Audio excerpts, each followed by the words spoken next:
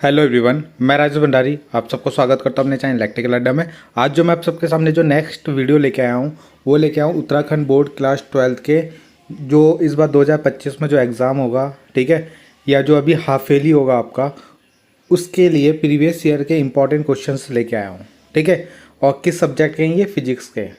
तो इससे पहले हमने जो है कुछ वीडियोस बना दिए हैं, ठीक है।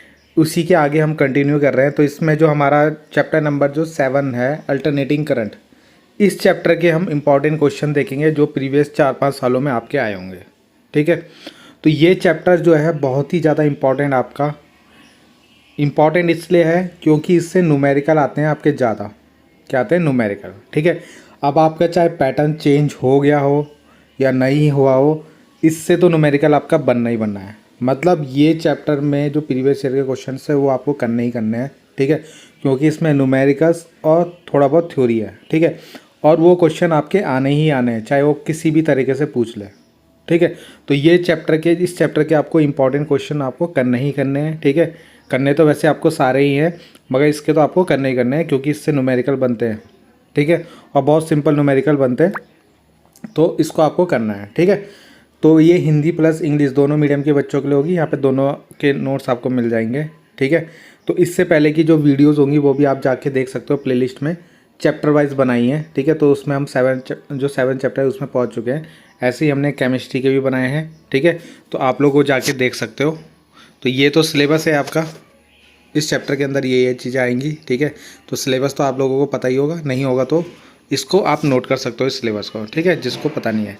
तो 7 चैप्टर में ये टॉपिक आपके हैं, ठीक है।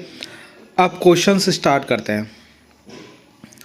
जैसे अगर पहला क्वेश्चन पूछा जाएगा, यहाँ पे जो पहला क्वेश्चन है, किसी श्रेणी एलसीआर सर्किट में, यानी कोई श्रेणी एलसीआर सीरीज एलसीआर सर्किट है, उसमें अनुनादी फ्रीक्वेंसी निम्न से किस पर निर्भर करती है। तो आपने फॉर्मूला देखा होगा, mu R equal to 1/√LC। ये फॉर्मूला पढ़ा होगा, रेजोनेंस फ्रीक्वेंसी है अनुनादी आवृत्ति का। या आपने ऐसे पढ़ा होगा, FR इक्वल टू 1/2πLC, ठीक है।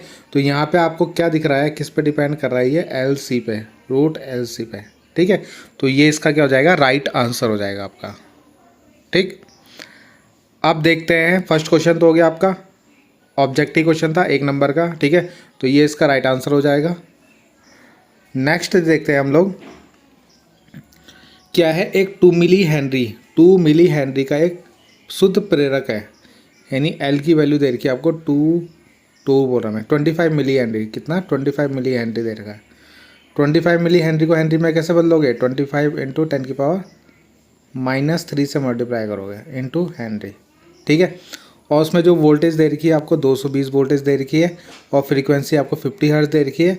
आपको परिपथ का प्रेरक प्रतिघात यानी एक्सएल निकालना है, और आरएमएस धारा यानी आरएमएस करंट भी निकालनी है, यानी आईआरएमएस निकालना है, ठीक है।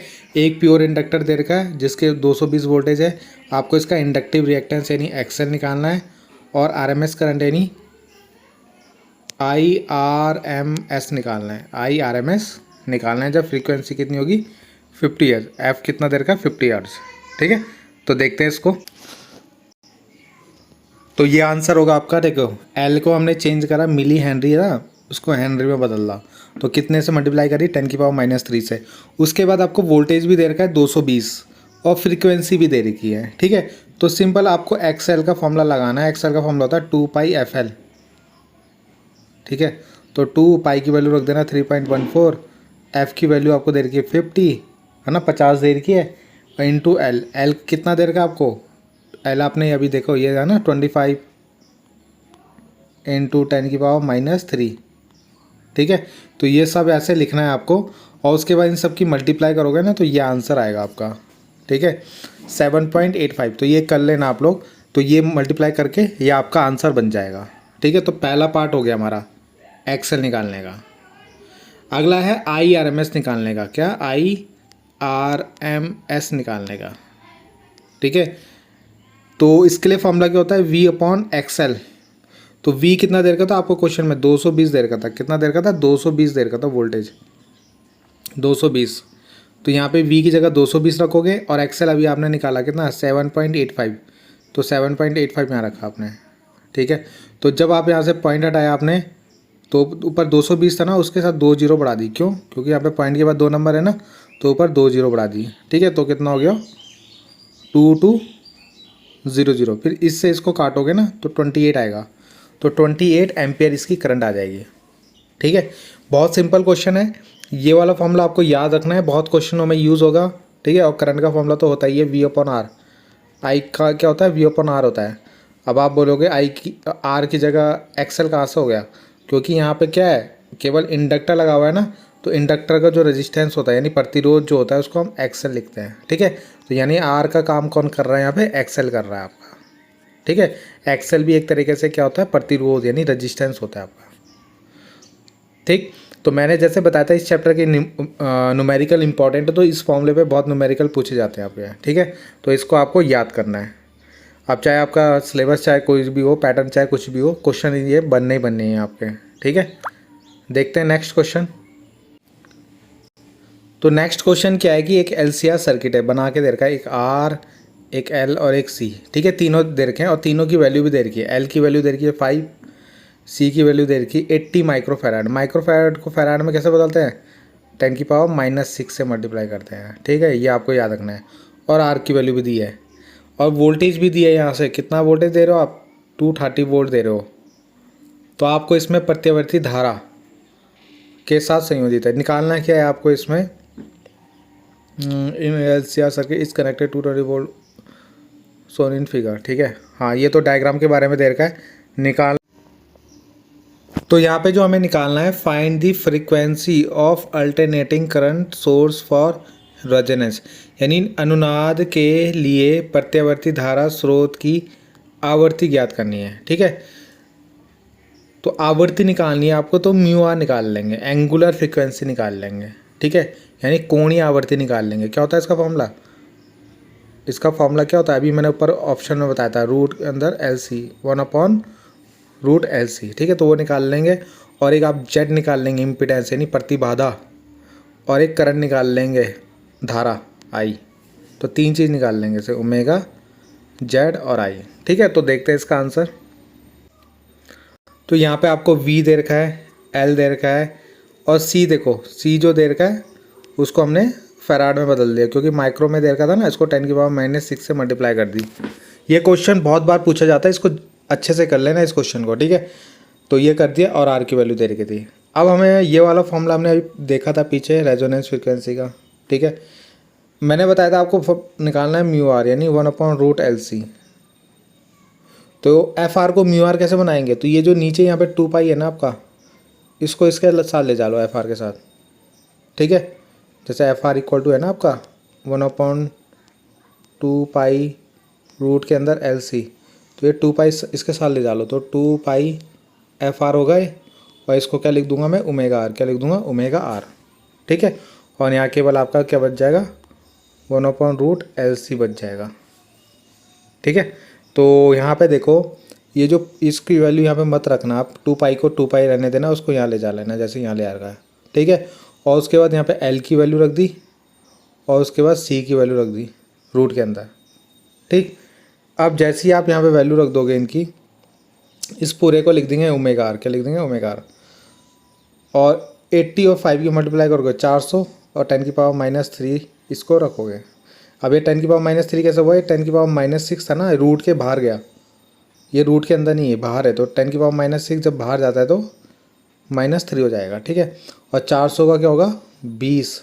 और ये 10⁻⁻3 को ऊपर ले गए तो वो 1000 हो गया। कितना हो गया? 1000 प्लस का और नीचे 20, तो इसे काट दो तो कितना आ गया? 50 आ गया। तो कितनी आई रेजोनेंस फ्रीक्वेंसी? 50 रेडियन पर सेकेंड, ठीक है। सेकंड पार्ट जो पूछा गया था, हमें निकालना था एक्सेल। क्या निकालना था? एक्सेल। एक्सेल से पहले हमें हमें जेड निकालना था। और अगर हम देखें तो जेड का फॉर्मूला क्या होता है? अगर हमारे LCR सर्किट है, LCR सर्किट है, तो इसके लिए जेड का फॉर्मूला क्या होता है? R का square plus XL minus XC का स्क्वायर, ठीक है। तो यहाँ पे R की वैल्यू तो हमें पता है एक्सएल की वैल्यू हमें नहीं पता और ना हमें एक्ससी की वैल्यू पता है, तो हम पहले एक्सएल और एक्ससी निकालेंगे। तो एक्सएल का फॉर्मूला क्या होता है, ये ओमेगा एल, क्या होता है ओमेगा एल। तो ओमेगा की वैल्यू अभी आपने देखी 50 है यहाँ पे, और एल की वैल्यू क्वेश्चन में दे रखी थी 5, कितनी दे रखी थी 5। तो 50 इंटू 5 कितना हो गया 250 ओम हो गया, कितना हो गया 250 ओम। तो इस तरीके से हमारा क्या निकल गया, एक्सएल निकल गया। फिर हम निकालेंगे एक्ससी, क्या निकालेंगे एक्ससी, एक्ससी सॉरी, तो क्या निकालेंगे हम एक्ससी निकालेंगे, ठीक है। एक्ससी का फॉर्मूला क्या होता है, एक्ससी का फॉर्मूला होता है 1/ओमेगा सी। तो ओमेगा हमारा 50 है और सी की वैल्यू दे रखी थी उन्होंने 80 इंटू 10⁻⁻6। तो इसको पूरे को सॉल्व करोगे ना, एक्ससी आपका 250 आ जाएगा, ठीक है। अब ये सॉल्व करना आपको आना चाहिए, ठीक है। बाकी कैलकुलेटर से आप कर सकते हो, अगर कोई दिक्कत होगी तो बता देना फिर, ठीक। तो जब हमारा एक्ससी भी आ गया, एक्सएल भी आ गया, तो ये वाले फॉर्मूले में रख देंगे, जेड के फॉर्मूले में, ठीक है। तो जेड क्या होता है आर का स्क्वायर, आर कितना देखा था आपको 40 क्वेश्चन में, ठीक है। एक्सएल अभी आपने ऊपर निकाला 250 और एक्ससी भी आपने निकाला 250, रख दिया मैंने। ये तो पूरा जीरो हो जाएगा ना, 250 में से 250 माइनस करोगे, 250 में से 250 माइनस करोगे जीरो, तो केवल क्या बचेगा हमें 40 का स्क्वायर बचेगा, क्या बचेगा 40 का स्क्वायर। और 40 का स्क्वायर जब बाहर आएगा तो क्या आएगा 40 आएगा। तो ये आपका 40 आ गया इस तरीके से, ठीक है जेड।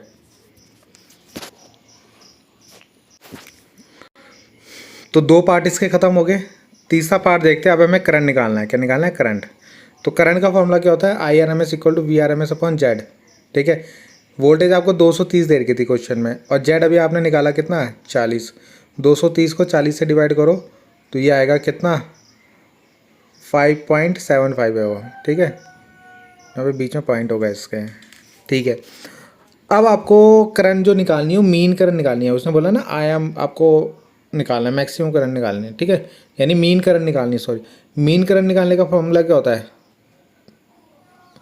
जो आपकी IRMS करंट है ना उसमें √2 की मल्टीप्लाई कर दो, कितने की √2 की। तो जो आपने यहाँ पे 5.75 निकाला ना उसकी √2 से मल्टीप्लाई कर देना।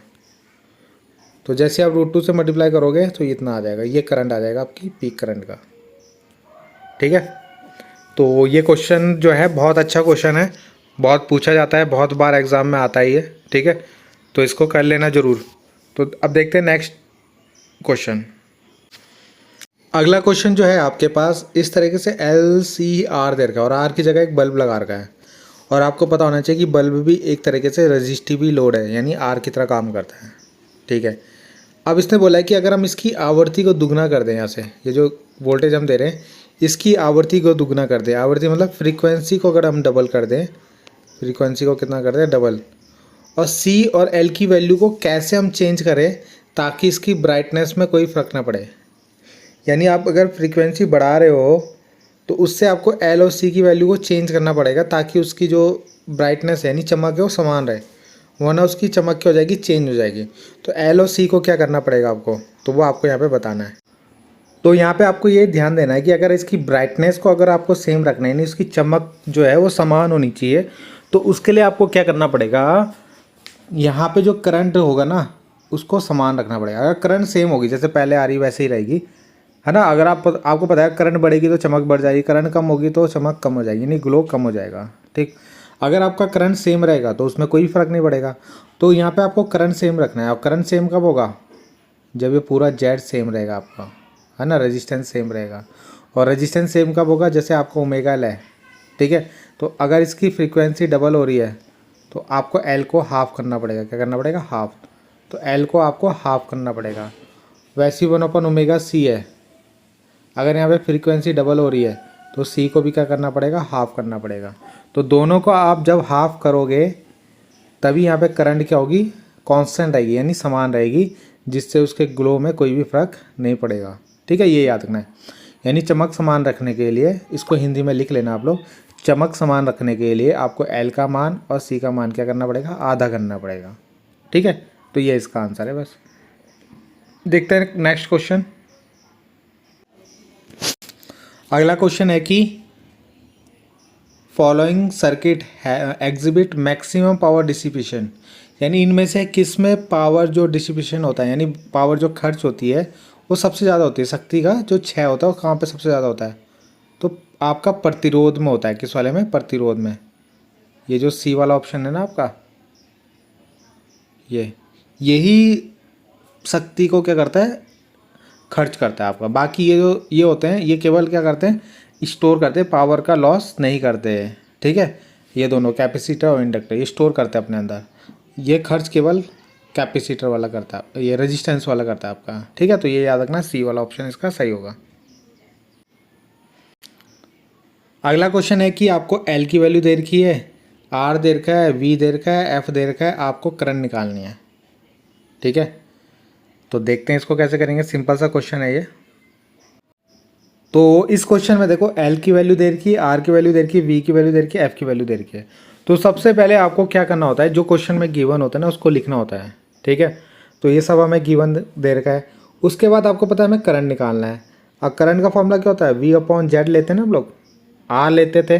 अब आर तब लेते हैं जब सिंपल आर होता है, मगर यहाँ पे एल और आर है तो दोनों को लेना पड़ेगा। तो जेड का फॉर्मूला क्या होता है? जब दोनों होते हैं तो आर स्क्वायर एक्सएल का स्क्वायर। ठीक है, अब जेड निकालना है आपको। जेड निकालने के बाद उसको यहाँ पे रखना है और उसके बाद आई निकालना है।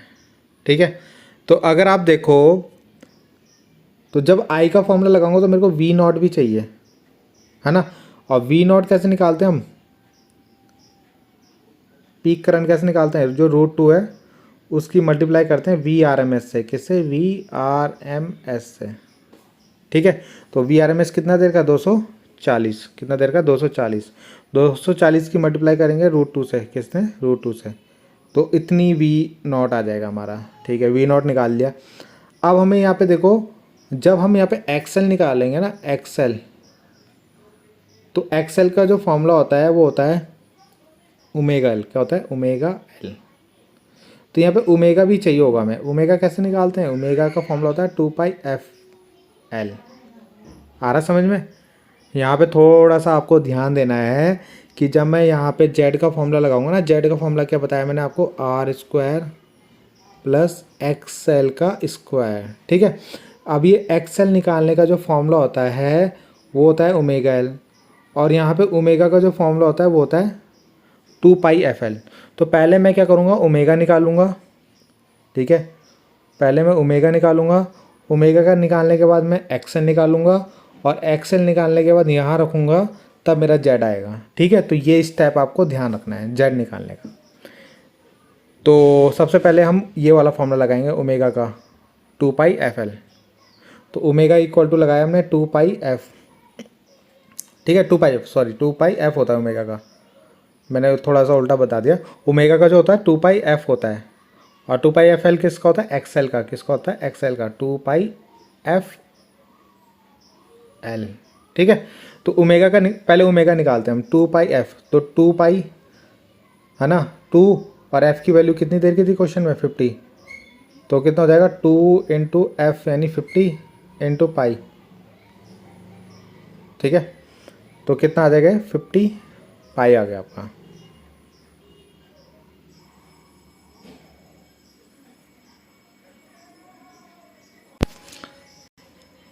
सॉरी, यहाँ पे एक चीज़ करना, आप इसको ना 100 π लिखना। कितना रखना? 100 π। क्यों? क्योंकि देखो 2f की वैल्यू 50 थी और पाई, तो कितना होगा? ये 100 π होगा। ठीक है, थोड़ा मिसप्रिंट हो गया, वो लिखने में कोई दिक्कत हो गई। ठीक है, तो 100 π लिखना है यहाँ पे इसको। उसके बाद आपको पता है आई नॉट निकालना है। तो आई नॉट का फॉर्मूला होता है वी नॉट अपॉन जेड। क्या होता है? जेड। अब जेड हम कैसे निकालते हैं? जेड का मैंने अभी बताया था आपको, आर स्क्वायर प्लस एक्सएल का स्क्वायर। ठीक है, अब आप बोलोगे ओमेगा स्क्वायर एल स्क्वायर कहाँ से आया? तो एक्सएल का जो फॉर्मूला होता है वो होता है ओमेगा एल। क्या होता है? Omega L. अब ये स्क्वायर है तो ये भी इन दोनों का भी स्क्वायर हो जाएगा। ठीक है, तो ये वैल्यू रखी हुई है डायरेक्ट यहाँ पे ऊपर। ठीक, तो यहाँ पे रखा हुआ देखो omega square L square R square. R square की वैल्यू देखो ये दे रखी है। ओमेगा की वैल्यू अभी आपने निकाली यहाँ पे कितनी थी? 100 बताया था मैंने। कितना? 100 π। वो रखा, उसका स्क्वायर कर दिया। फिर एल स्क्वायर है, एल की वैल्यू कितनी है देखो 0.50, उसका भी स्क्वायर कर दिया। ठीक, अब आपको क्या करना है? ये वैल्यू तो वैसे ही रखनी है 100 का स्क्वायर कर देना यहाँ पे, 100 पाई का स्क्वायर करोगे तो ये आएगा, और 0.50 इनकी मल्टीप्लाई करोगे ये आएगा। इस पूरे को जब आप सॉल्व करोगे ना तो आपका इतना करंट आएगा। ठीक है, अब ये सॉल्व करना आपको आना चाहिए, बाकी आप इसको कर लेना एक बार मल्टीप्लाई, मेथड आपको समझ में आ गया होगा। ठीक है, देखते हैं नेक्स्ट क्वेश्चन। देखो अगला क्वेश्चन है, देखो बहुत अच्छा क्वेश्चन है ये, कि एक कुंडली के एक बिजली का बल्ब, एक कुंडली और एक बिजली बल्ब, सॉरी एक कुंडली आपके पास यानी इंडक्टर है और एक बल्ब इस तरीके से सीरीज में लगे हुए हैं। ठीक है, क्या में लगे हुए हैं, सीरीज में, एल और इसको मैं आर ले लेता हूँ, है ना, बल्ब का जो लेते हैं आर ले लेते हैं हम लोग। तो यहाँ से जो वोल्टेज दे रहे हैं 220 वोल्टेज दे रहे हैं, और जो फ्रीक्वेंसी है वो आपकी 50 है, कितनी है, 50 है, दोनों सीरीज में लगे हुए हैं। तो बल्ब कुछ चमक के साथ चमकता होगा, तो अभी कुछ बल्ब ये जल रहा होगा जब यहाँ से वोल्टेज आ रहा होगा। अगर मान लो यहाँ पे आपने एक कैपेसिटर लगा दिया है, क्या लगा दिया, एक कैपेसिटर लगा दिया सीरीज में सी, तो अब उसकी चमक में क्या प्रभाव पड़ेगा, यानी इसकी जो ब्राइटनेस है उसमें क्या इफेक्ट पड़ेगा। ठीक है, तो देखते हैं ये क्वेश्चन, है ना, ये क्वेश्चन है आपका, मैंने आपको समझा दिया। अगर हम जैसे उसके अंदर कैपेसिटर लगाएंगे तो उसकी ब्राइटनेस में क्या इफेक्ट पड़ेगा वो आपको निकालना है। तो देखते हैं इसका आंसर। तो आपको ये पता होना चाहिए कि जब बल्ब होता है वो ज़्यादा ग्लो कब करेगा, ग्लो जब कब ज़्यादा करेगा, जब उसमें करंट ज़्यादा जाएगी, है ना, ज़्यादा चमकेगा कब, जब उसमें ज़्यादा करंट जाएगी। और अगर करंट कम गई तो जो ग्लो होगा यानी उसकी चमक होगी वो कम हो जाएगी। तो ज़्यादा करंट जाएगी तो ज़्यादा तेज चमकेगा, कम करंट जाएगी तो कम जलेगा। तो वही आपको देखना है। और आपको पता है ज़्यादा करंट कब जाएगी, जब सर्किट का रजिस्टेंस जो होता है वो कम होता है। जेड क्या होता है, हमारा एक तरह का रजिस्टेंस ही तो होता है। तो जब सर्किट का रजिस्टेंस कम होगा तो करंट क्या जाएगी, ज़्यादा जाएगी। और जब सर्किट का रजिस्टेंस ज़्यादा होगा यानी प्रतिरोध ज़्यादा हो जाएगा तो करंट कम होगी। तो यही हम यहाँ पे देखो यूज़ करेंगे। तो अगर हम पहले केस में देखें जब केवल क्या है, एक इंडक्टर लगा हुआ और एक बल्ब लगा हुआ है, ठीक है, उस समय अगर मैं जेड निकालूं तो उस समय जेड क्या निकलेगा, आर का इसका यानी जो बल्ब का रेजिस्टेंस है, और ये जो इंडक्टर एल है इसका रेजिस्टेंस क्या लिखते हैं हम, एक्स एल का स्क्वायर। ठीक, इसको ले लिया हमने Z1। अब हमने क्या लगाया, एक कैपेसिटर लगा दिया, क्या लगा दिया, कैपेसिटर लगा दिया। ठीक है, क्या लगाया, कैपेसिटर लगाया। तो ये Z1 Z2 कितना बनेगा अब, तो आपको पता है जैसे ही कैपेसिटर लगाते हैं तो उसका फॉर्मूला हो जाता है, क्या होता है, एक्स एल माइनस एक्स सी का स्क्वायर। ये दोनों माइनस हो जाते हैं, फिर क्या होते हैं, माइनस। अब जब माइनस होगा तो वैल्यू कम हो जाएगी ना। जब केवल एक्सएल था उस समय जेड ज़्यादा आएगा, और उस एक्सएल से कुछ चीज़ माइनस हो रही है, देखो यहाँ पे माइनस कर रहे हैं हम लोग। तो सपोज मान लो यहाँ पे एक्सएल पहले 10 था, अब इस 10 से मान लो एक्स की वैल्यू 2 है, तो 2 माइनस करोगे ना तो कितना हो जाएगा, अब यहाँ पे 8 आ जाएगा। तो कम हो रहा है ना, यानी टोटल जो रेजिस्टेंस है वो कम हो रहा है, यानी जेड क्या हो रहा है, कम हो रहा है। तो पहले जेड ज़्यादा था, अब जैसे कैपेसिटर लगाया तो जेड क्या हो गया, कम हो गया। और आपको मैंने बताया जेड जैसे ही कम होगा करंट क्या हो जाएगी, बढ़ जाएगी। और करंट बढ़ेगी तो जो बल्ब है उसका ग्लो क्या हो जाएगा, बढ़ जाएगा। ठीक है, तो यही लिखा हुआ है कि जैसे ही हम कैपेसिटर को इंसर्ट करते हैं यानी कैपेसिटर को लगाते हैं, हिंदी वाले देखो यहाँ पे थोड़ा लिख लेना इसको है, जैसे मैं बोल रहा हूँ। तो जैसे हम कैपेसिटर को लगाते हैं तो करंट जो होती है वो बढ़ जाती है, और जिससे बल्ब जो होता है फास्ट ग्लो होता है। ठीक है, यानी तेज़ जलता है। ठीक, तो ये क्वेश्चन था आपका यहाँ पे मैंने करार का। तो पहले Z1 निकाला, जब कैपेसिटर को लगाएंगे तो Z2 इतना हो जाएगा। Z1 जो है बड़ा है Z2 से, ठीक है, तो यानी Z2 कम है हमारा। तो Z2 जब कम है, जब हमने कैपेसिटर लगाया तो जब Z2 कम है तो करंट क्या होगा, अब ज़्यादा होगा। करंट ज़्यादा होगा तो बल्ब भी ज़्यादा तेज चलेगा। ठीक है, अब देखते हैं नेक्स्ट क्वेश्चन। अगला क्वेश्चन भी देखो LCR से ही है। देखो LCR से आपके बहुत सारे क्वेश्चन पूछे जाते हैं। ठीक है, तो इसको ज़रूर करके जाना आप लोग। प्रतिबाधा का व्यंजक लिखिए, यानी उसका इम्पीडेंस का फॉर्मूला लिखना है और बताना है कब इसमें करंट न्यूनतम होती है। न्यूनतम यानी मिनिमम करंट कब फ्लो होती है LCR में। ठीक है, तो ये आपका आंसर होगा यहाँ पे। ठीक है, तो जेड का फॉर्मूला ये होता है इसके लिए, LCR वाले के लिए। अभी मैंने बहुत बार लिखवा दिया आपको। LCR वाले के लिए क्या होता है, रूट में आर इसका जो रेजिस्टेंस होता है एक्सएल का स्क्वायर, एक्सएल माइनस एक्सी का स्क्वायर। आप इसे एक्सी माइनस एक्सएल भी लिख सकते हो, ठीक है। जो बड़ा होगा उसको पहले लिख देना यहाँ पे, ठीक है, जो छोटा होगा उसको बाद में लिख देना। ये फॉर्मूला होता है इम्पीडेंस का। अब उसने बोला है करंट मैक्सिमम कब होगी या करंट मिनिमम कब होगी, ठीक है। तो ये बताओ, अभी मैंने आपको बताया जब जेड कम होगा तो करंट ज़्यादा होगी, और जब जेड ज़्यादा होगा तो करंट कम होगी। तो जेड विल बी मिनिमम, यानी जब कम होगा जेड तो जेड मिनिमम का, अच्छा जेड मिनिमम कब होगा, जब ये दोनों इक्वल होंगे। क्यों, देखो एक्सएल और एक्सी जब बराबर होंगे, एक्सएल मतलब ओमेगा एल और एक्सी मतलब ओमेगा सी, तो जब ये दोनों बराबर होंगे तो ये कट के यहाँ पे जीरो हो जाएंगे, होंगे ना जीरो। जब ये दोनों वैल्यू बराबर हो जाएंगी तो टू, मान लो ये टू है ये भी टू है, तो टू माइनस टू कितना हो गया, जीरो, तो ये पूरा जीरो हो जाएगा। उस केस में जेड क्या होगा, मिनिमम होगा। तो जेड विल बी मिनिमम, यानी जेड का मान कम होगा कब, जब ये दोनों बराबर होंगे। और जब ये दोनों बराबर होंगे उस समय करंट क्या होगी, अधिकतम होगी, क्योंकि जेड जैसे ही कम होता है प्रतिरोध, करंट क्या हो जाती, बढ़ जाती है, ठीक है। तो ये याद रखना, करंट कब ज़्यादा होगी, जब ये दोनों बराबर होंगे, और जब ये दोनों बराबर होंगे उस समय जेड कम होता है। तो जेड कम होने से करंट क्या हो जाएगी, बढ़ जाएगी, ठीक है। ये आपको याद रखना है इसका। नेक्स्ट क्वेश्चन देखते हैं। अगला क्वेश्चन आता है कि पावर फैक्टर क्या होता है, ठीक है। तो ये पहले हमें ये समझना है। और एक ट्रांसफार्मर का क्वेश्चन है आपका कि स्टेप डाउन ट्रांसफार्मर है, ठीक है, जिसमें वोल्टेज कितनी है, 220 है, और सेकेंडरी कॉइल में यानी V1 की वैल्यू 220 है और V2 की वैल्यू कितनी है, 110। स्टेप डाउन है ना, वोल्टेज कम हो रहा है देखो। और पावर कितनी है इसकी, 550 वाट का है। कितना, 550 वाट के रेफ्रिजरेटर को दे रहा है करंट, ठीक है, ट्रांसफार्मर। तो इसमें प्राइमरी करंट यानी I1 निकालना है आपको, ठीक है। तो देखते हैं इस क्वेश्चन को भी और इससे पहले वाले को भी। तो अगर हम देखें पावर फैक्टर का फॉर्मूला, पावर फैक्टर क्या होता है, ठीक है, जिसको हिंदी में शक्ति गुणांक बोलते हैं, ठीक है। क्या बोलते हैं, शक्ति गुणांक। तो शक्ति गुणांक क्या होता है, इसको cos फाई से प्रदर्शित करते हैं। किससे, cos फाई से। तो इसको या तो R/Z लिखते हैं, एक फॉर्मूला ये भी होता है, या P/VI लिखते हैं, क्योंकि P का फॉर्मूला होता है देखो पावर का, VI cos फाई, ठीक है। तो यहाँ पे ये जो P होता है इसको बोलते हैं हम ट्रू पावर। क्या बोलते हैं, ट्रू पावर। और ये जो VI होता है इसको बोलते हैं हम एपरेंट पावर। क्या बोलते हैं, एपरेंट पावर, ठीक है। ट्रू पावर का मतलब होता है जिसको हिंदी में बोलते हैं वास्तविक शक्ति, और दूसरा एपरेंट का मतलब है आभासी शक्ति, ठीक है। तो इन दोनों के अनुपात यानी इन दोनों के रेशियो को ही पावर फैक्टर बोलते हैं। क्या बोलते हैं, पावर फैक्टर। तो डेफिनेशन आएगी तो आप क्या लिखोगे, the ratio of true power and apparent power, यानी वास्तविक पावर और आभासी जो शक्ति है उसके रेशियो यानी अनुपात को ही पावर फैक्टर बोलते हैं, ठीक है।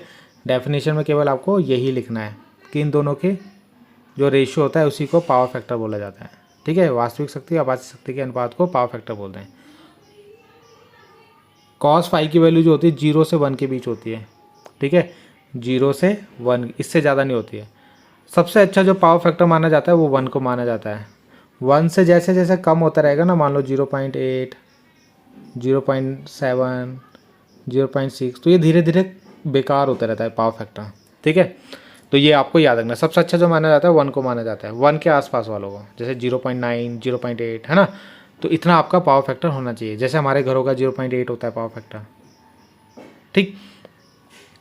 तो 1 वाला सबसे अच्छा होता है, 0 के आसपास वाला सबसे कम होता है, बेकार होता है, ठीक है। तो ये आपको फॉर्मूला याद रखना है पावर फैक्टर का। बाकी कभी मैं इसको अच्छे से पढ़ाऊंगा ना तो वहाँ पे एक्सप्लेन करूँगा इससे अच्छे तरह से, ठीक है, कि पावर फैक्टर होता क्या एक्चुअल में। तो हिंदी में वास्तविक और आभासी शक्ति के अनुपात को पावर फैक्टर बोलते हैं। अब एक चीज़ और समझ लो, ट्रू पावर और एपरेंट पावर क्या हुई। जैसे मैंने कोई मशीन है, ठीक है, इस मशीन को मैंने पावर दी सपोज 200, और इस मशीन ने जो पावर खर्च करी वो करी 180। तो जो 180 इसने खर्च करी वो इसकी हो गई ट्रू पावर, और जो मैंने इसको दी वो हो गई मेरी एपरेंट पावर। और जो 20 का इसमें कमी हो रही है वो हमारा लॉस, ठीक है, जिसको हम रिएक्टिव पावर बोलते हैं। क्या बोलते हैं? रिएक्टिव पावर, ठीक है। तो यानी कोई भी मशीन को आप कितनी पावर दे रहे हो और वो कितनी खर्च कर रही है, तो जो खर्च कर रही है वो ऊपर और जो जितनी आप दे रहे हो वो नीचे। वी आई मतलब वी, सपोज आपने इसको वी 200 दिया, वी 20 दिया और आई 10 दिया, तो ये 200 हो जाएगा, ठीक है। वी इंटू आई करोगे ना तो 200। तो ये आपको याद रखना है। नेक्स्ट क्वेश्चन देखते हैं। तो ये देखो ट्रांसफार्मर वाला क्वेश्चन देखा, प्राइमरी वोल्टेज दे रखी थी, सेकेंडरी वोल्टेज दे रखी थी।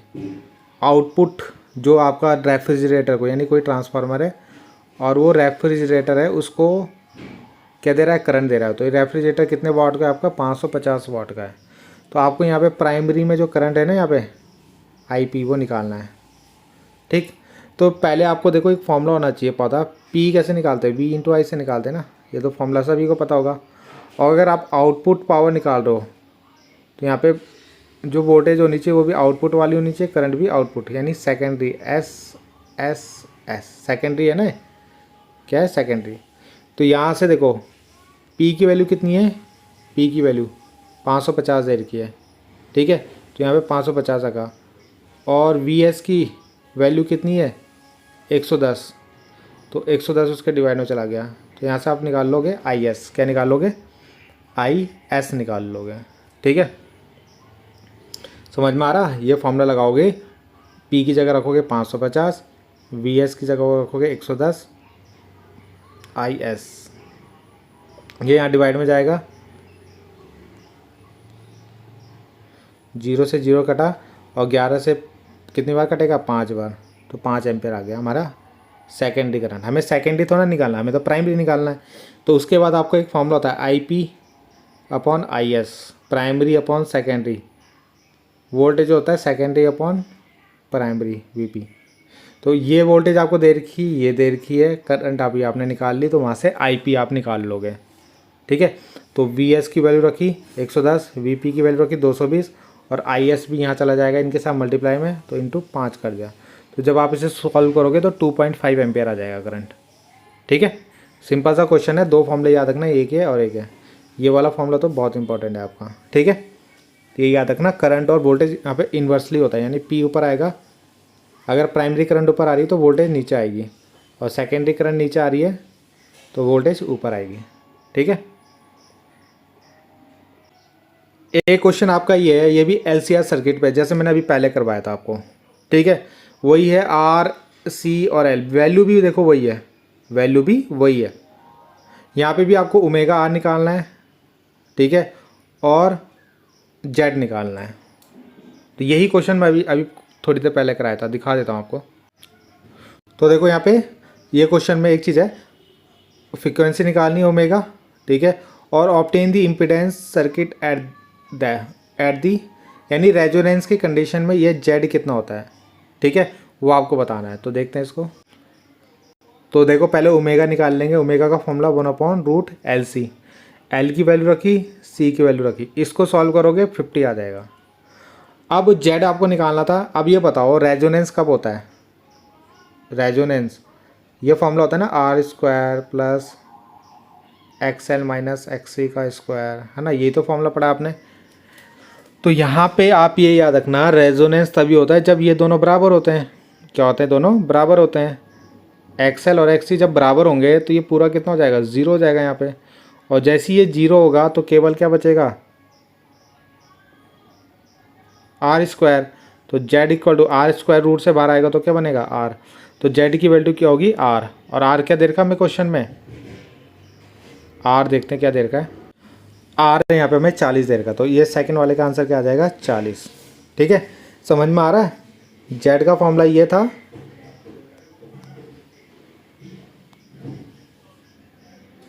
और पूछा है कि रेजोनेंस की कंडीशन है, क्या है? अनुनाद आवृत्ति पर जब रेजोनेंस फ्रीक्वेंसी होगी आपकी, यानी रेजोनेंस के कंडीशन पे Z कितना होगा? तो आपको पता है ये दोनों इक्वल हो जाते हैं, और ये इक्वल होंगे तो ये पूरा 0 हो जाएगा, तो ये हट जाएगा यहाँ से। Z इक्वल टू R², और R² जब रूट से बाहर आएगा तो क्या आएगा? केवल R, और R की वैल्यू कितनी है? 40। तो इस तरीके से आएगा सेकंड वाले का आंसर। और पहले वाले का तो आपने निकाल लिया 1/√LC से, ठीक है। अगला क्वेश्चन है कि वॉटलेस करंट क्या होती है, जिसको हिंदी में वॉटहीन धारा बोलते हैं। ठीक है, तो देखते हैं इसको भी, समझते हैं इसको। तो बहुत इंपॉर्टेंट टॉपिक है ये, ठीक है, बहुत बार पूछा जाता है क्योंकि इसको पढ़ के ही नहीं जाते बच्चे। ठीक है, तो ये ऐसा टॉपिक है, बहुत सिंपल सा है और बहुत छोटा सा टॉपिक है। वॉटलेस करंट, नाम से पता चल रहा है नहीं, ऐसी करंट जो वॉटलेस होगी। वॉटलेस मतलब शक्तिहीन होगी, यानी ऐसी करंट जब किसी सर्किट में जाएगी और उससे कोई पावर की हानि ना हो, तो उसको, उस करंट को क्या बोलेंगे हम, वॉटलेस करंट बोलेंगे। ठीक है, देखो अब ये होता कब है, ये होता है जब किसी परिपथ में एल लगाओ या सी लगाओ, ठीक है, यानी कैपेसिटर लगाओ। क्योंकि अगर आप इसको करंट दोगे ना, प्योर होने चाहिए। कैसे होने चाहिए, प्योर, शुद्ध। कैसे होने चाहिए, प्योर, यानी शुद्ध होने चाहिए। ठीक है, तो इस पे जो करंट जाती है ना, वो इसके अंदर स्टोर हो जाती है, यानी संचित हो जाती है। स्टोर मतलब हिंदी में बोलेंगे संचित। किस रूप में, चुंबकीय क्षेत्र के रूप में। किसके रूप में, चुंबकीय क्षेत्र के रूप में। ठीक है, और जैसे आप यहाँ से करंट भेजना बंद करोगे, आप इस करंट को वापस ले लोगे, यानी वापस आप जितनी करंट आपने दी ना उसके अंदर, उतनी वापस आपको मिल जाएगी। जैसे बैटरी में होता है, बैटरी में आप करंट डालते हो, उसके बाद आप उसको यूज़ कर लेते हो। ठीक है, तो वैसे इंडक्टर है, जितनी करंट आप इसको दोगे, अगर प्योर इंडक्टर है, तो उसके अंदर वो स्टोर हो जाएगा, संचित हो जाएगा। किस रूप में, चुंबकीय क्षेत्र के रूप में, और फिर उसको आप वापस ले सकते हो। ऐसी कैपेसिटर में भी होता है, जितनी करंट आप इसको दोगे तो वो इसके अंदर जाके स्टोर हो जाएगी, संचित हो जाएगी, उसके बाद आप उसको वापस ले सकते हो। ठीक है, तो यानी यहाँ पे पावर की जो खपत होती है, यानी पावर की कोई भी खपत नहीं होती, यानी पावर ज़ीरो होता है यहाँ पे। खपत जो होती है, पावर की जो हानि होती है या पावर जो कंज्यूम होती है, वो ज़ीरो होती है। ठीक है, फिर कंज्यूम किस में होती है, रजिस्टेंस पे। यहाँ पे आप करंट देते हो तो सारी, कुछ करंट मतलब जो भी करंट होगी वो यहाँ पे क्या हो जाती है, कंज्यूम हो जाती है। तो कंज्यूम होने के बाद आप उसको वापस नहीं ले सकते। ठीक है, जो खर्च हो गई है, आपने बल्ब जलाया, बल्ब जलाने के बाद जो उससे लाइट निकल गई, आप उसको वापस नहीं ले सकते, क्योंकि वो हीट की, जितनी भी करंट थी वो हीट की फॉर्म में निकल के लाइट बन गई और धीरे धीरे ख़त्म हो गई। ठीक है, तो यानी जो बिल आता है आपको किसके कारण आता है, जो आपका रजिस्टिव लोड होता है ना घर में, उनके कारण आता है। ठीक है, क्योंकि वो पावर को खर्च कर रहे हैं। कहीं पे भी इंडक्टर और कैपेसिटर आएगा तो पावर खर्च नहीं होगी आपकी। और एक चीज़ और बताना भूल गया मैं, जो कैपेसिटर होता है वो जो अंदर अपने ऊर्जा को संचित करता है, यानी चार्ज को स्टोर करता है, वो किस फॉर्म में करता है, इलेक्ट्रिक फील्ड की फॉर्म में। किसके, इलेक्ट्रिक फील्ड। ठीक है, वैद्युत क्षेत्र के रूप में करता है। तो ये भी आपको पता होना चाहिए। और जो ये बताया मैंने आपको इंडक्टर, ये मैग्नेटिक फील्ड यानी चुंबकीय क्षेत्र के रूप में करता है।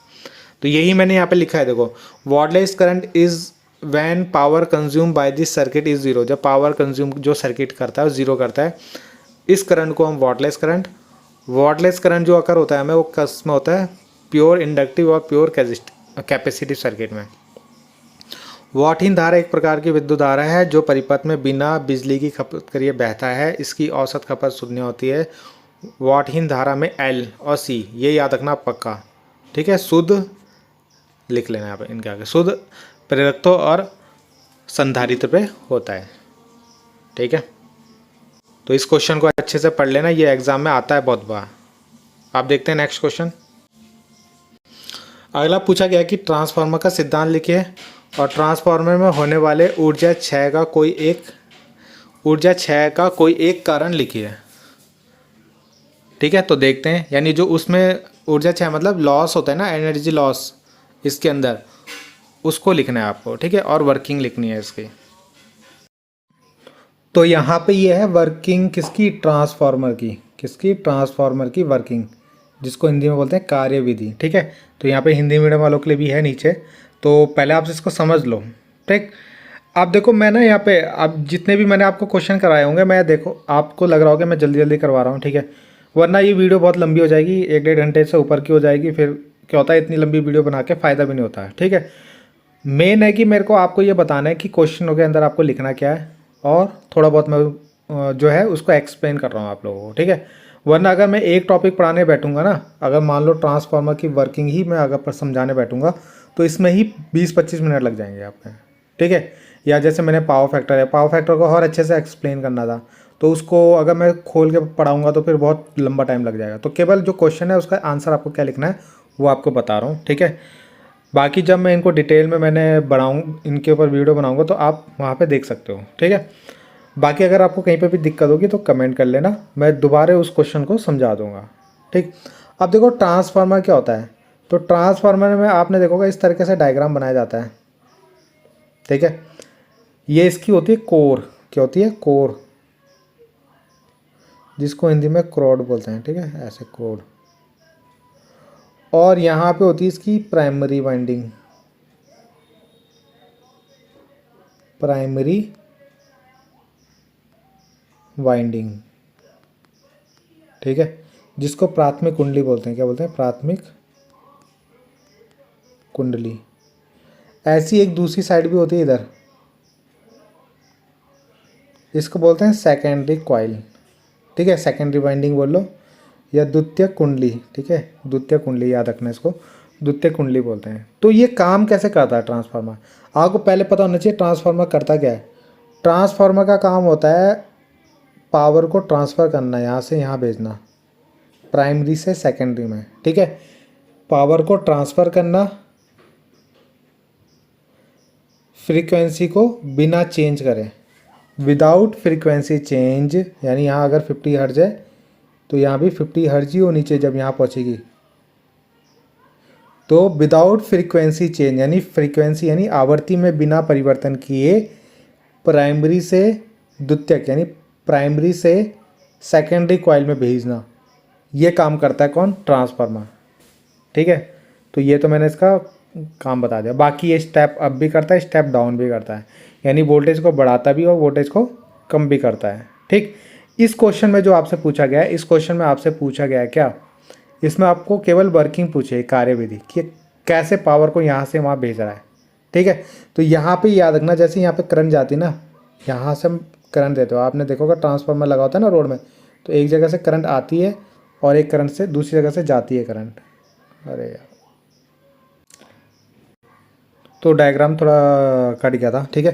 तो आपको पता है कि यहाँ से जैसे करंट आएगी, इसको यहाँ से आप करंट दोगे एसी, इसको बोलते हैं इनपुट, यानी VI ले लेंगे, और इधर हमारा होता है V2, यहाँ पे जहाँ पे लोड लगा होता है V2 लेते हैं इसको। यहाँ पे आपका कोई भी लोड लगा सकते हो आप, ठीक है, जैसे टीवी हो गया, फ्रिज हो गया ना, ये घर के लोड जो होते हैं वो आपके यहाँ लगते हैं। तो जैसे ही आप यहाँ से करंट देते हो ना, तो करंट में जैसे ही चेंज होता है तो यहाँ पे क्या होता है, फ्लक्स में भी परिवर्तन होता है, यानी फ्लक्स में भी चेंज होता है। और आपको पता है जैसे ही फ्लक्स में चेंज होगा तो ई बनता है, यानी आपने पढ़ा है ना फैराडे का नियम d∅dt। तो यहाँ पे जो है एक EMF बनता है यहाँ पे कॉइल में, प्राइमरी कॉइल में यहाँ पे एक EMF बनेगा, क्योंकि यहाँ से करंट जा रही है, AC करंट जा रही है। AC करंट जाने पे क्या होता है, यहाँ पे फ्लक्स में परिवर्तन होता है, यानी फ्लक्स में चेंज होता है, चेंज इन फ्लक्स होता है आपका। तो उससे क्या बनेगा, यहाँ पे E बनेगा। इसको बोलते हैं हम सेल्फ इंडक्शन, क्या बोलते हैं, सेल्फ, यानी स्वप्रेरण, हिंदी में बोलते हैं स्वप्रेरण। तो स्वप्रेरण यानी सेल्फ इंडक्शन के कारण बनती है यहाँ पे EMF, इसको बोलते हैं हम सेल्फ इंडक्शन, ठीक है। अब ये जो EMF होती है, तो यानी यहाँ पे जो EMF बनी, अब यहाँ पे जो फ्लक्स है ये d∅dt यहाँ पे था, ये क्या करता है, इस कॉइल से टच होता है, सेकेंडरी कॉइल से यहाँ पे टच होता रहता है, और जैसे ही इस कॉइल से यहाँ पे टच होगा, कुछ इस कोर से भी जाएगा, है ना, तो यहाँ पे जो फ्लक्स से टच होगा तो यहाँ पे भी एक EMF बन जाएगा आपका, क्या बनेगा, EMF बन जाएगा, ठीक है। यानी क्या हुआ, यहाँ से वोल्टेज यहाँ पहुँच गया आपका सेकेंडरी में। कैसे पहुँचा, पहले यहाँ पे EMF बना, यहाँ पे तो सेल्फ इंडक्शन के कारण बना। अब ये EMF यहाँ पे कैसे बना, क्योंकि यहाँ पे फ्लक्स में परिवर्तन हो रहा है, यानी फ्लक्स में चेंज हो रहा है, d∅dt यानी चेंज इन फ्लक्स हो रहा है। तो यहाँ पे जो EMF बना, ठीक है, अब यहाँ पे जो फ्लक्स में चेंज हो रहा था वो किससे टच हुआ, सेकेंडरी कॉइल से टच हुआ। तो यहाँ पे भी चेंज इन फ्लक्स से EMF बना, यहाँ पे भी चेंज इन फ्लक्स से EMF बनेगा आपका EMF, ठीक है। ये जो EMF बना यहाँ पे जो प्राइमरी कॉइल में ये था ना d∅ dt, ये जब फ्लक्स में चेंज हो रहा है तो वो यहाँ टच होगा और इसमें भी करंट बन जाएगा, यानी वोल्टेज बन जाएगा आपको। तो ये जो यहाँ से यहाँ बन रहा है इसको बोलते हैं म्यूचुअल इंडक्शन, क्या बोलते हैं, म्यूचुअल इंडक्शन, यानी अन्योन्य प्रेरण, एक कॉइल से दूसरी कॉइल में वोल्टेज का बनना, प्राथमिक से द्वितीयक में वोल्टेज का बनना, इसी को क्या बोलते हैं, म्यूचुअल इंडक्शन, यानी अन्योन्य प्रेरण, ठीक है। तो इसके कारण यहाँ पे सेकेंडरी कॉइल में वोल्टेज बनता है और इस तरीके से आपका यहाँ से V कहाँ चला जाता है, सेकेंडरी में चले जाता है। ठीक है, अगर मैं आपको इसको शॉर्ट में समझाऊँ तो ये मान लो ये प्राइमरी में आपने यहाँ से वोल्टेज दिया है ना, V1 दिया, V1 के देने से क्या होगा, यहाँ पे फ्लक्स में चेंज होगा d∅dt, और d∅ के चेंज होने से एक तो यहाँ पे ईएमएफ बनेगा, यहाँ पे जो ईएमएफ बनेगा वो बनेगा सेल्फ इंडक्शन के कारण यानी स्वप्रेरण के कारण, और ये जो चेंज इन फ्लक्स होगा, चेंज इन फ्लक्स यानी फ्लक्स में परिवर्तन, ये यहाँ पे भी टच होगा, और जब इसमें टच होगा तो यहाँ पे भी ईएमएफ आपकी बनेगी। तो इस तरीके से ये V1 कहाँ पहुँच गया आपका, V2 सेकेंडरी में पहुँच गया, द्वितीयक में। ये पहुँचता है म्यूचुअल इंडक्शन के कारण, किसके कारण, म्यूचुअल इंडक्शन, जिसको हिंदी में बोलते हैं अन्योन्य प्रेरण के कारण पहुँचता है। ठीक है, तो इस तरीके से काम करता है आपका ट्रांसफार्मर।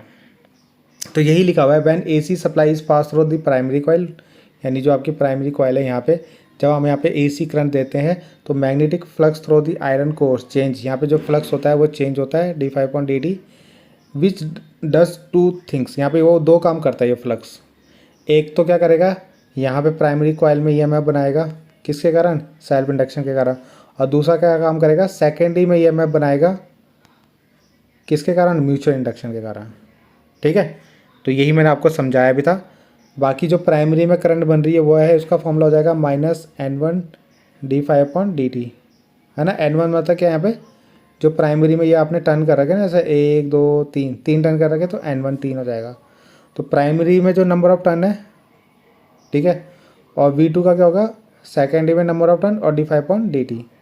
ये V1 और V2 का फॉर्मूला आया, इन दोनों का रेशियो निकालो, V1/V2 करो तो V1 हो गया -N1 d∅ dt, और V2 कितना हो गया, -N2 d∅ dt। d∅ से d∅ कट गया, माइनस से माइनस कटा तो N1/N2 आ जाएगा यहाँ पे, और ये हो गया V1/V2। तो ये इसकी वर्किंग है। ठीक है, हिंदी में भी यहाँ पे आपको मिल जाएगा कि जब हम ट्रांसफार्मर की प्राथमिक कुंडली में AC धारा प्रवाहित की जाती है तो उसमें चुंबकीय फ्लक्स में परिवर्तन होने के कारण, बताया था ना, ये प्राइमरी कॉइल में फ्लक्स में परिवर्तन जब होगा तभी ईएमएफ बनेगा यहाँ पे। ठीक है, यहाँ पे जो ईएमएफ बनेगा स्वप्रेरण के कारण बनेगा, और ये ईएमएफ द्वितीयक कुंडली में भी बनेगा, वो बनेगा अन्योन्य प्रेरण के कारण। ठीक है, अब ये वोल्टेज कम भी हो सकता है, ज़्यादा भी होगा, कम होगा तो स्टेप डाउन, ठीक है, और ज़्यादा होगा तो स्टेप अप, अपचाई और उपचाई बोलते हैं इनको। ठीक है, तो V1 और V2 का फॉर्मूला ये होगा, इन दोनों का रेशियो निकालना, जैसे भी मैंने बताया था, N∅ से ∅ कट जाएगा तो N1/N2 बचेगा, और माइनस से माइनस भी हट जाएगा, है ना, ऐसे निकाल लोगे, -N1 d∅dt -N2 d∅ dt, तो ये कट जाएगा पूरा, माइनस से माइनस कटा तो क्या बचा, V1/V2 = N1/N2। ठीक है, तो ये आपको इसके अंदर लिखना है। बाकी इसमें आपको लॉस थे जो ट्रांसफार्मर के अंदर लॉस होते हैं, उनमें से एक को बताना था, तो मैंने यहाँ पे लिख दिया कौन कौन से होते हैं। एक होता है कॉपर लॉस। ठीक है, कॉपर लॉस कहाँ होता है, जो ट्रांसफार्मर के अंदर ये वाइंडिंग में बना रहा हूँ ना, ये प्राइमरी और सेकेंडरी, इनमें जब करंट जाता है, क्या जाता है, करंट, तो ये गर्म होती है, और गर्म होने के कारण, क्योंकि ये कॉपर की बनी होती है, किसकी, कॉपर की बनी होती है, तो इनमें जब करंट जाता है तो गर्म होती है, और गर्म होने के कारण यहाँ पे ये जो करंट होती है हीट की फॉर्म में रिलीज होती है, यानी ऊष्मा के रूप में इसकी हानि होती है। ठीक है, इसलिए इसे बोलते हैं हम कॉपर लॉस। इसका फॉर्मूला होता है I²R, क्या होता है, I²R, P = I²R। ठीक है, दूसरा eddy current loss, eddy current loss भी होता है। ये होता है जो ये ट्रांसफार्मर होता है ना, ये जो हमने ये कोर बनाई है सिलिकॉन स्टील की जो होती है कोर, इसके अंदर करंट बनती है एक, ठीक है, उसके कारण वो करंट जो बनती है वो ऐसे होती है, ऐसे बनती है, इसलिए इसको एडी करंट बोलते हैं, यानी भंवर, भंवरा होता है ना जैसे, वैसे बनती है इसके अंदर, तो इसलिए इसको भंवर धारा बोलते हैं। अगला है हमिंग लॉस। हमिंग मतलब जो ट्रांसफार्मर से आवाज़ आती है ना, तो वो भी एक लॉस है आपका। फ्लक्स लीकेज, यानी जो आपका फ्लक्स लीकेज हो रहा है, यानी यहाँ पे जो फ्लक्स बना प्राइमरी में और सेकेंडरी में जो फ्लक्स बना, ये फ्लक्स यहाँ तक पूरा का पूरा नहीं पहुँच पाता, कुछ यहाँ पे बीच में वो लीक हो जाता है, यहाँ पे बीच में। ठीक है, तो इसको बोलते हैं फ्लक्स लीकेज। बाकी हिस्टैरिसीस लॉसेज, ये भी मटेरियल पे डिपेंड करता है। तो ये आपके लॉस है, इनमें से एक लॉस पूछा था, आप कोई सा भी एक लिख सकते हो। आप देखते हैं नेक्स्ट क्वेश्चन। अगला ये क्वेश्चन पूछा गया है, बहुत अच्छा क्वेश्चन है ये भी, कि एक बल्ब है और एक इंडक्टर एल है, ठीक है, और इनको एसी सप्लाई से कनेक्ट किया गया है। यहाँ से स्विच को क्लोज करा, यानी स्विच को बंद करा यहाँ पे, और उसके बाद ना ये है ना रॉड, ये जो इंडक्टर है इसके अंदर ना एक आयरन की रॉड डाल ली हमने। क्या डाली? आयरन की रॉड।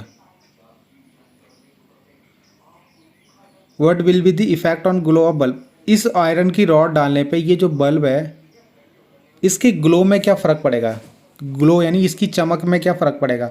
ये ज़्यादा तेज़ चमकने लग जाएगा या कम चमकने लग जाएगा, जैसे आप यहाँ पे आयरन की रॉड इसके अंदर डालते हो, ठीक है। तो क्वेश्चन मैंने आपको समझा दिया है, अब इसका आंसर देखते हैं। तो होगा क्या, देखो, जैसे मान लो आपकी ये मैंने लगा दिया ऐसे, ये इंडक्टर, ठीक है, और इसके बाद लगा दिया एक बल्ब ऐसे, और यहाँ से एसी करंट दी। तो जैसे ही आप इसके अंदर एक रॉड डालोगे ना, इसके अंदर ऐसे एक रॉड डालोगे आयरन की इसके अंदर, तो होगा क्या, यहाँ पे इस रॉड के डालने से ये मैग्नेटाइज हो जाएगा। क्या हो जाएगा? मैग्नेटाइज, चुंबकित हो जाएगा एक तरीके से, ठीक है। और इसके अंदर ना चुंबकीय क्षेत्र यानी मैग्नेटिक फील्ड बढ़ जाएगा। क्या बढ़ जाएगा? मैग्नेटिक फील्ड बढ़ जाएगा, यानी चुंबकीय क्षेत्र बढ़ जाएगा।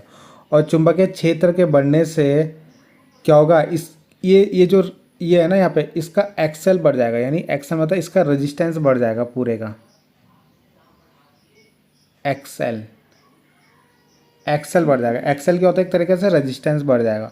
और जब आपको पता है रेजिस्टेंस ज़्यादा बढ़ेगा तो यहाँ से जो वोल्टेज जारी होगी, है ना, तो वो वोल्टेज यहाँ पे ज़्यादा खर्च होगी। क्या होगी? ज़्यादा खर्च हो जाएगी आपके इसके अक्रॉस। और यहाँ पे जो वोल्टेज होगी वो कम जा पाएगी।